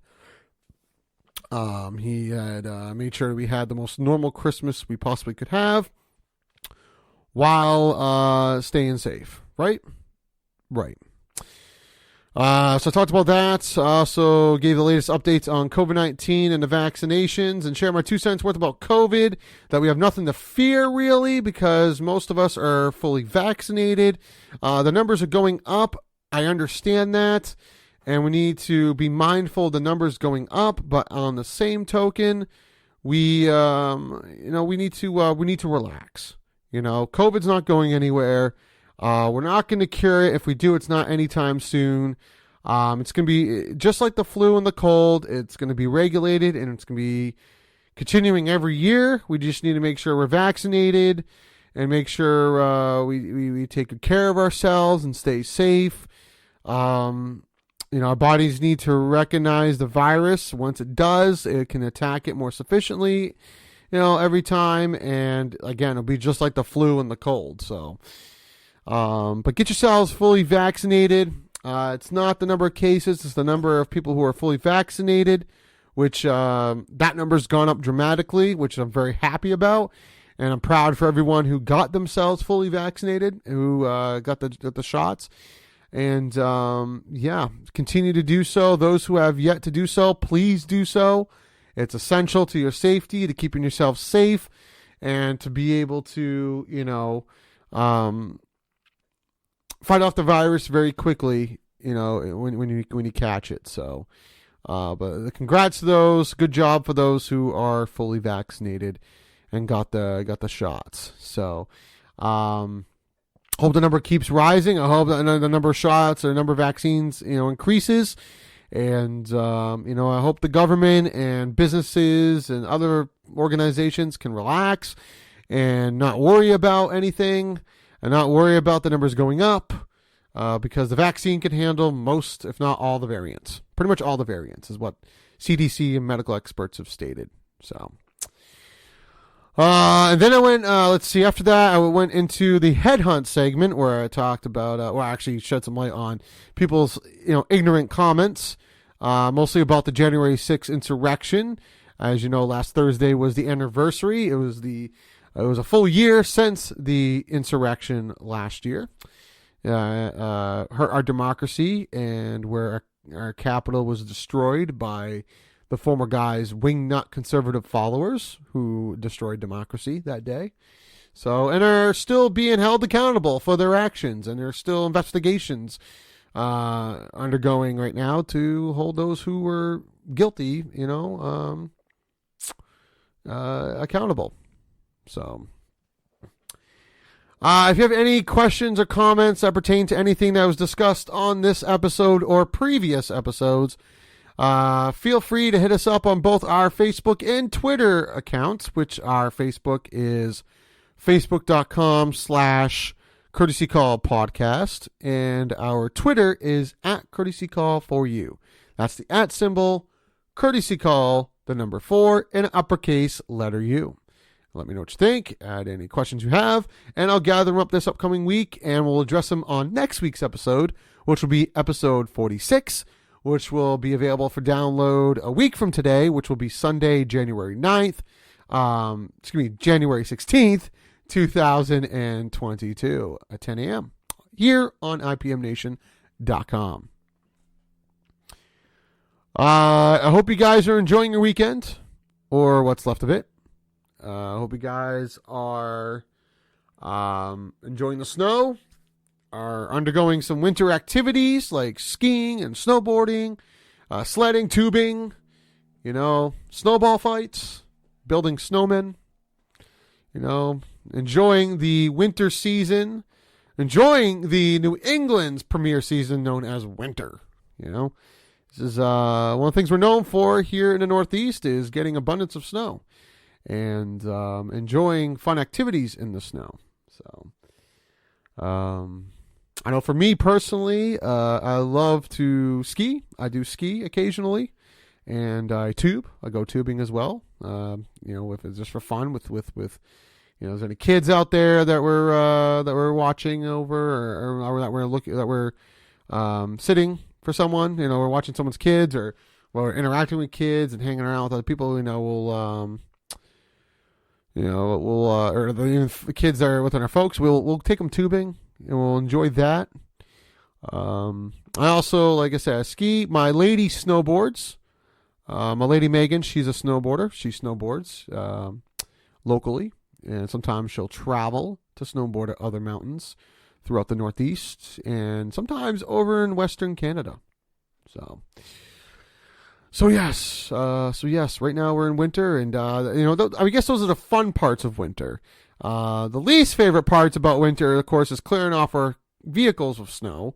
And snow and ice management from our residents. We gotta make sure we shovel and sand and salt our doorsteps and our walkways.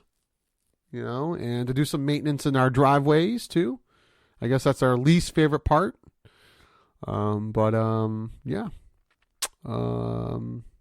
Let's see. I guess this weekend it's just shoveling the snow that we just got. We got last Friday. Last Friday we got a little bit of a blizzard here in New England, and so we're just taking care of that.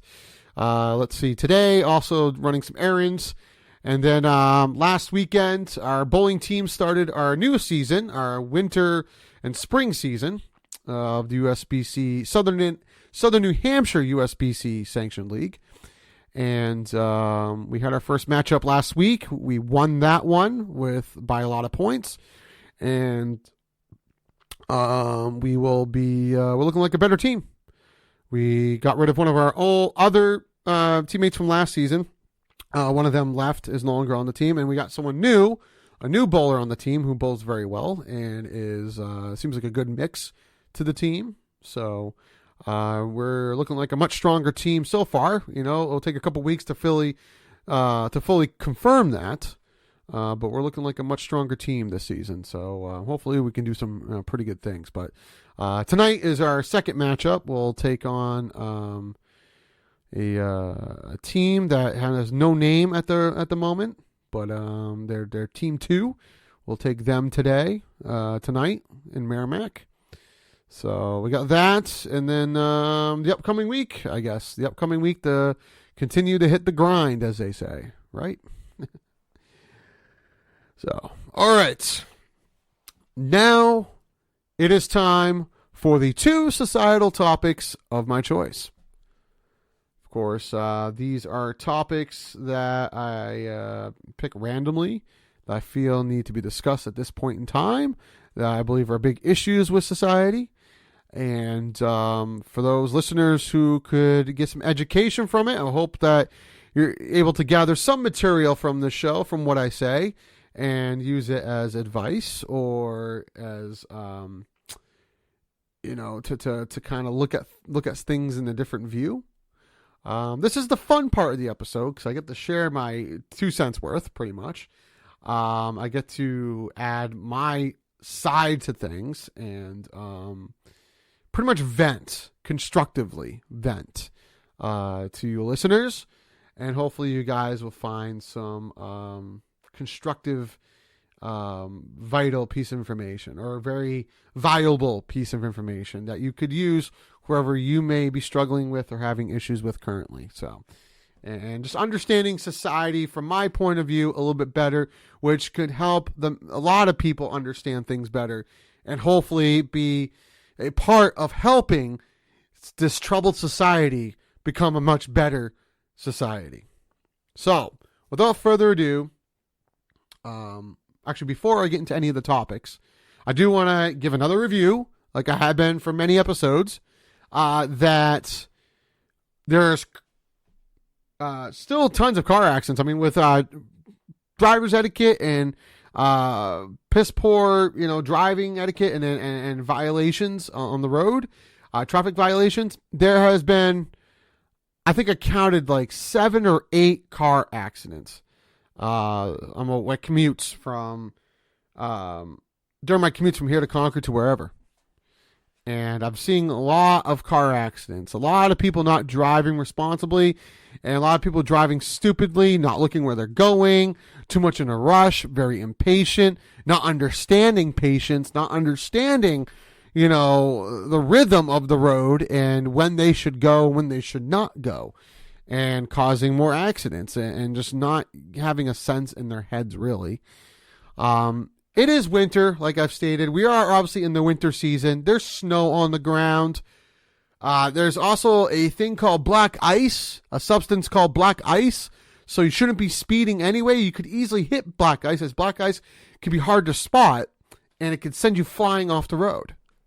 Yeah, and you don't want that. You can get to many accidents. You can hit a tree, you can hit a telephone pole, you can hit a guardrail, you can hit someone else, and then you affect two people other than just one person. Even though one person's too much, still, you could have much more. It could be much more damaging, cause much more damages if you're not being mindful on the road, if you're not watching where you're going, and if you're not caring for the safety precautions that are supposed to be in place when you're driving. So yeah. Drive responsibly, please. Also, parents, teach your kids effectively, become good parents, teach them the facts, don't teach them nonsense, don't teach them conspiracy theories, teach them facts. Again, don't mislead your child to grow up to be an idiot and then be trampled on people who are all about believing in facts and will push your child up against the wall with facts. And, that child will go on being misled. So there are my reviews. So now let's get into new topics here, okay? Or the newer topics, I should say. So for those who checked out our Facebook page, the Courtesy Calls Facebook page this past week, you saw an article that was posted about overweight women working at a Hooters or a version of Hooters for have waitresses or servers who are overweight, right? And I remember it was looking at this article, and I was just like, "What in the world?" Because it was an article that was it was on the 31st. I believe it was actually about a week over a week ago. I think it was a little over a week ago. And we posted absolutely disgusting and foul. We should not be promoting and supporting weight loss. Not be promoting and supporting. We should be promoting and supporting weight loss and being in shape, not obesity. There we go. And it was about Hooters. It was a Hooters with plus-sized waitresses. And it says on the title, it says Hooters with plus-size waitresses sparks debate. Now, I don't know if this was a stunt to protest fat shaming or to protest that, hey, females who are overweight can be sexy too. Or if they're really serious about having, obese waitresses working at Hooters. Because, again, what the statement says on our Facebook page, that exactly is what it's about. That is absolutely 110% true. It is disgusting. We should not be promoting obesity. We should be promoting weight loss and being in shape. And today's world, it's like, okay, first let me go back to when I was a teenager, okay? Things were different. I mean, there weren't many people who were obese. There were still those who were overweight, yes. But they weren't like common. Most people were into being in shape, not overeating, having self-respect for themselves, and were about, taking good care of themselves. When I was in high school, Today, we embrace obesity like it's got to be like part of being normal. Like we all should be obese or all should be overweight. And that's disturbing. That's disturbing. People are overweight these days for many reasons. I understand there's medical conditions out there, yes. But I don't believe that majority of the U.S. has medical conditions where they are overweight. I find that a lot of these people who are overweight lack self-control, lack self-respect, and discipline. We are society is now more about let's promote laziness. Anything that causes any stress or causes any criticism or anything that doesn't favor us emotionally, that doesn't favor us or compliment us, then let's just ignore it, right? Let's ignore it. Anything that requires work, we don't want it. We want something easily given to us, something that we feel like everything should be given to us, and our differences shouldn't be protested. Our differences should be embraced. We shouldn't do any work to better ourselves and become better people, to look better and to have a better personality. No, you accept me for the way I am, and that's just how it's got to go. That's just how it's got to go. It's disgusting. I'm not going to sugarcoat it. I'm not going to sit there and make a melancholy everything like, oh, it's okay, sweetie. No. It's okay to be obese. I don't mean to be so harsh. Maybe if we can try eating a little less and exercising a little bit more. No. I think we've gone beyond that point. I think now I have to be straightforward. I can't be silenced. I don't think anybody who has the same problem should be silenced. I think we all need to confront people who are overweight and obese that you should lose some weight. Get some exercise. I understand it's emotionally damaging, but you shouldn't be yelling at people and other people for criticizing you. You should be looking at yourself for having such lack of self-respect because you're not respecting yourself by stuffing large amounts of carbs in your body, not exercising, and being lazy. I understand it's not that easy. Anything that's great and any great good goals is not easy. That's why they're great. But hard work comes with great rewards. And, if you're having a problem with setting a schedule for setting a routine for yourself and a workout routine, workout schedule, and getting out there and getting into shape, and having an issue with doing just a little bit of exercise, you're the problem. You are the problem. And another, comeback that I get is, what does my weight have anything to do with you? Well, to be honest, it's more of that when you're overweight, you cause a lot more health issues for yourself that can affect us. Because if you're a coworker and we're relying on you to do your job faster and more sufficient, you're slower because you're overweight. We ask you to help out with a lot of physical activity. You can't do it because you're overweight. We also are people in this country that should care about one another. Should we attack one another? No. Should we be harming one another? No. Should we be, kind of trying to cause mental trauma on ourselves? No. But should we be looking out for our peers and caring about our fellow peers and being like, this is not the way to go, and us taxpayers also have to pay, for when someone, someone's medical problems, in a way, who can't get other kinds of insurance, because they're overweight. And products in stores are being bought more frequently because those who are overweight consume more grocery products.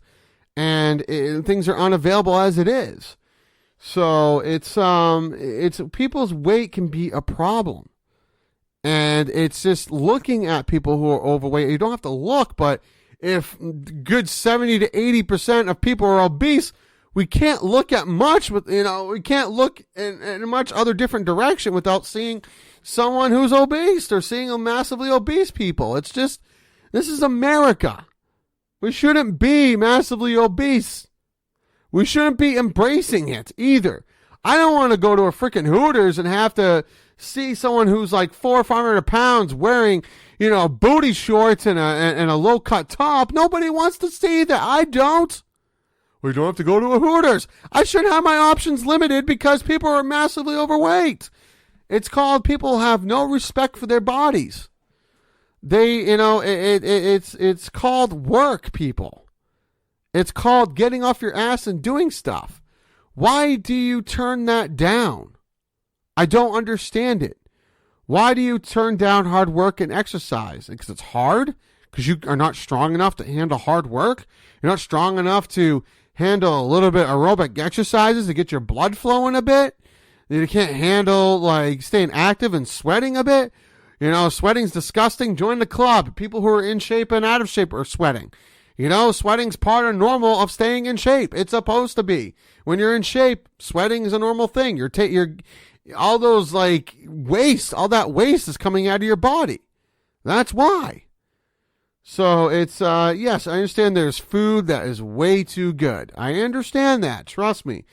But self-discipline and being clear-minded and healthy-minded and a healthy person who is strong would refrain from eating all those carbs and, and kind of look to discipline themselves and portion out certain foods.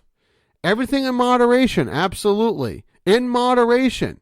Moderation isn't like a full gallon of this, a full quart of this, 2 big boxed packages of this, and no, it's like ounces and half a pound of this and half a pound of that.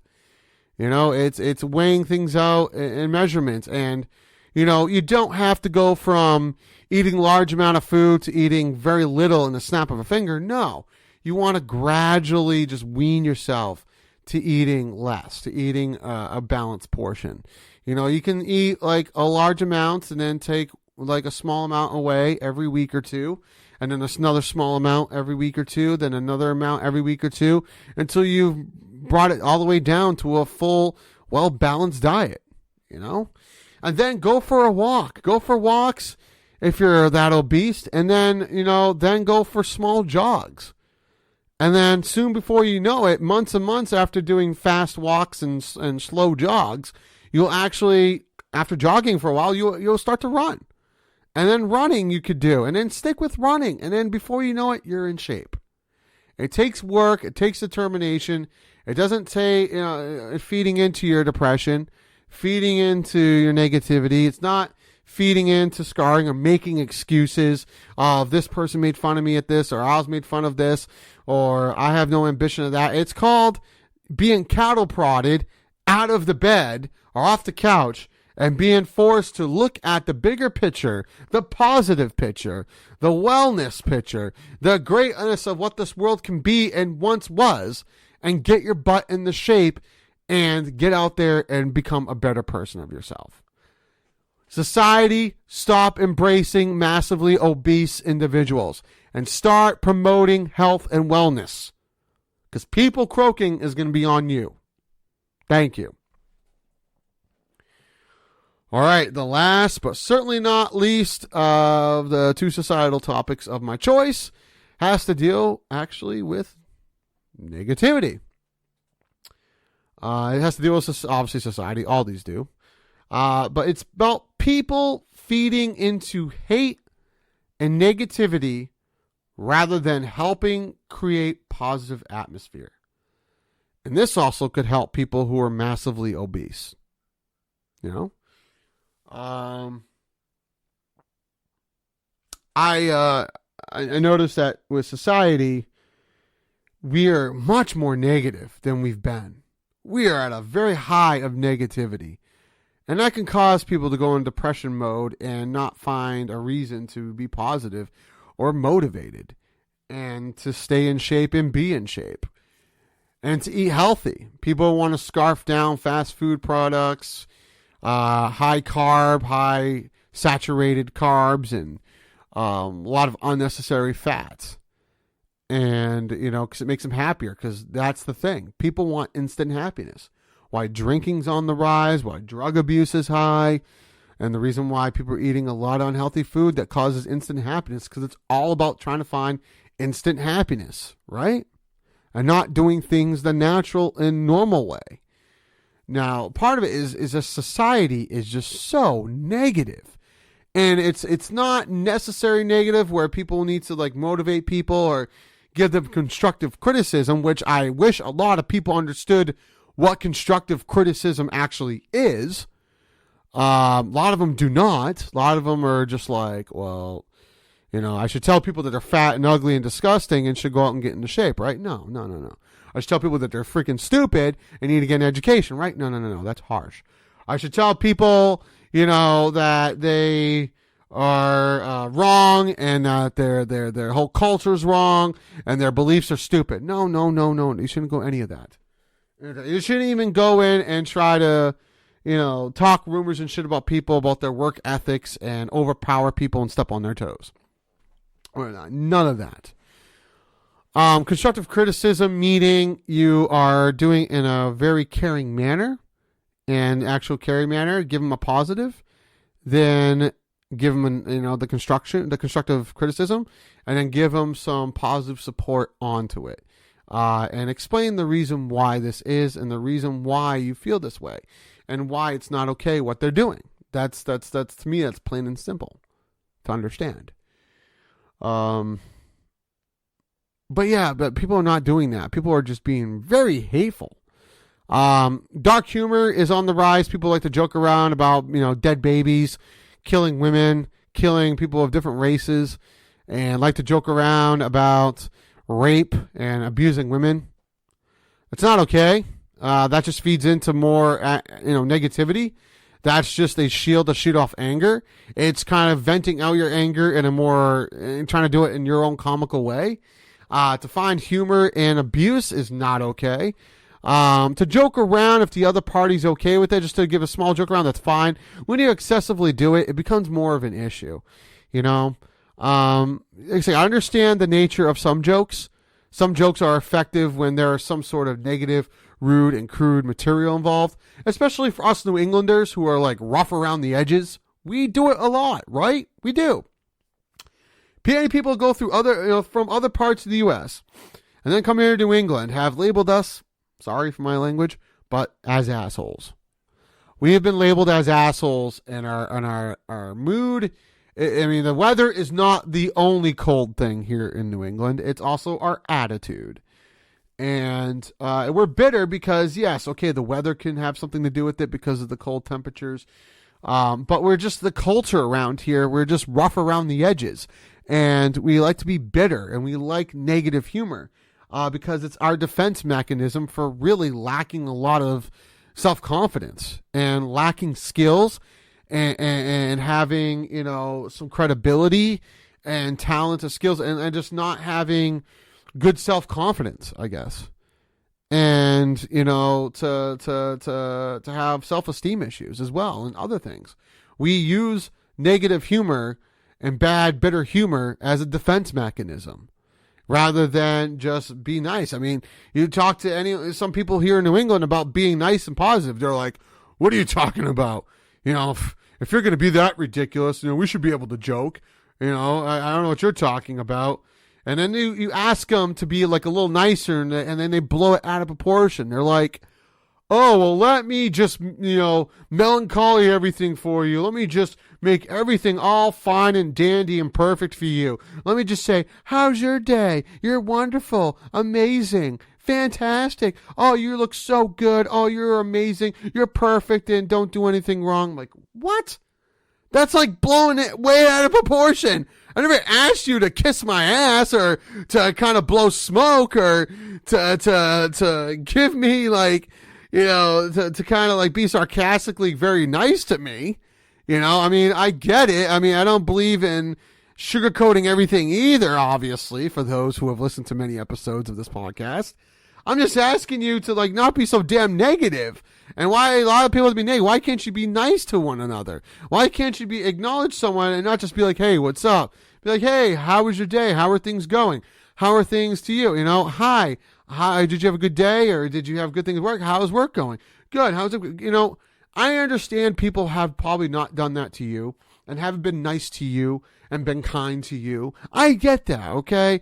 But, you know, there's some assholes out there. But by attacking it back with negative, you know, comments and negative material, and then trying to do the same thing to others that people have done to you is going to make it so it just makes things worse. It doesn't, like, cure the negativity or the hate. It arouses it. By giving into negativity and hate, it just makes it bigger. It doesn't diffuse it. You can't put out fire with fire. You really can't. You really can't. So it's just, it seems like it's a lot of work for a lot of people just to be freaking nice. And just to be, you know, and to understand what real nice is. And not just like half-assing being nice. You know, it just seems like it's a lot of work for someone just to be polite. You know? So I don't understand it, and it's frustrating. It's frustrating. It can also add to emotional scarring. It can add to mental illness, and well, you know, I understand this society is very sensitive because we're taking in a lot, and we have a lot of dysfunction, and we are in like a mess, and we don't know where to start and how to get out of it. I'm telling you right now that the best way to get out of this mess is probably to inflict positive. The worst thing to do is inflict more hate and negativity. Learn the difference. Learn the true difference between constructive criticism and just being downright hateful and negative. Learn the difference. Okay? Because I think society needs what it needs. It does not need hate and negativity. It already has an abundance of it. Way more than it ever needs. Or it should be. Or we're not. But, you know, it needs constructive criticism. That's what society needs. It needs constructive criticism. It needs positive energy. It needs, you know, people to take in positive and give up positive rather than diffuse positive with negative and to just fire back with negative comments and negative, you know, negative messages, you know. Other than like, this sucks, this is stupid, this is dumb, be like, you know, this is not good, I wish that this place would do this, I wish this place would do this, you know, I wish that this would happen, I wish this would happen, you know, don't play like this person's stupid and dumb, you know, that's what unintelligent people do. You just say that I don't find this person competent, they lack substance in this, but I think with this amount of this, they could get better. But don't be always criticizing someone either. It wouldn't hurt just to be like, you know, this person's a great person for this. I think this person's awesome at this, you know, and nice. And it's like, you know, make sure this person, if you're labeling them nice, that they actually are nice. There's people out there that will say, oh, this person's a wonderful person, will claim someone to be wonderful and great and such a nice person. But the person actually is a douchebag.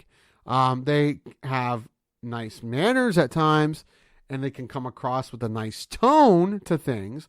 But if you actually read the context of what they're doing, they're being kind of a douche. You know, just because you talk nice or sound nice doesn't mean you are nice. You can nicely say, you're fat, you know, listen, you're really, really fat, and I think that you need to lose a lot of weight, or else if you don't, you know, you're not going to really be looked at as a valuable person in society. You know, that's kind of nicely saying something douchey. That is. That's an example of saying something douchey in a nice tone. Now, being nice about it, be like, you're an awesome person. You're great. I said you'd be a good person. It's just that, you know, I know you're having probably some issues and some, you know, probably mental issues with, you know, battles with weight. If you need any help, you know, trying to help you out, lose some weight, let me know. I know it's a struggle. I know it can be hard. I know that it's not easy. And I know that, you know, these can, you know, involve some challenges. but challenges can be conquered. And if you have a strong enough, willpower, and you can muster up some willpower, just push it. You can do it. You can do it. Offer some encouragement. It's like you can lose weight. You just gotta. I know things might seem hard and seem difficult, but you can do it. You can do it. And just tell them the gravity. The constructive criticism is, nothing's easy in this world, and this stuff's not going to be easy. And if you're not going to do anything about it, it's only going to get worse. But I think if you can push yourself, find up some very, coach them. If you can find some very, aggressive attitude towards, losing weight and be aggressive towards it, I think you could, that could be what we need and what you need to lose the weight. I think you can get there. It's all about the intent too. If in the back of your mind, you really want to insult someone and really do not care for someone, you're not, either way you dice it, you're gonna come across as a douche. That's why you gotta get that negative part out of your head. You gotta start looking at things from a different image. You can't automatically have a false image in your head and then try to twist it and bend it to where it comes across nice with a nice tone. You gotta be able to just get educated on things, on how to take some of the negative, like premeditated negative thoughts out of your head first, and then always care about the person. When you actually care about the person and come across as a person, and keep in mind, not everybody shows caring and love a different way. Not everybody loves and cares the same way. But if you can understand how that person receives love and understands love, try to condition your words to complement that person's ways of understanding that you're being loving, you're being caring, you're delivering it to be in a very constructive and a very charismatic way. So, a lot less hate and negativity, more constructive criticism, and love and positivity. Okay? All right. Well, that wraps up the 2 societal topics of my choice, that whole segment, and we have reached the end of the episode. Woohoo! I'd like to thank IPMNation.com's president and CEO, Matt Connerton, for giving us the spot. And, of course, all of you listeners for tuning in. Be sure to tune in to next week's episode, which will be episode 46, where I'll talk more about COVID, most likely. Yeah, give you more updates on that and the vaccinations. I'll probably talk more about what's in the headlines as well, wherever idiot decides to say idiotic things. And whatever things need to be discussed within our government and within the headlines. Yes, more updates on COVID-19, the vaccinations, as well as a new headhunt segment. And also 2 more societal topics of my choice. And most likely more things about wonderful President Biden. But yes, 2 more new societal topics of my choice. That'll be episode 46, which will be available for download 1 week from today, which will be Sunday, January 16th at 10 a.m. here on IPMNation.com. Also, be sure to check out Matt Connerton's Matt Connerton Unleashed live weekdays at 4 p.m. on 95.3 WMNH on the Matt Connerton Unleashed Facebook Live page, and right here on IPMNation.com. All right, on behalf of Courtesy Call Podcast, I am your host, Scott Perry. Be kind, be mindful, and do your part. Enjoy your week. Bye-bye, everybody.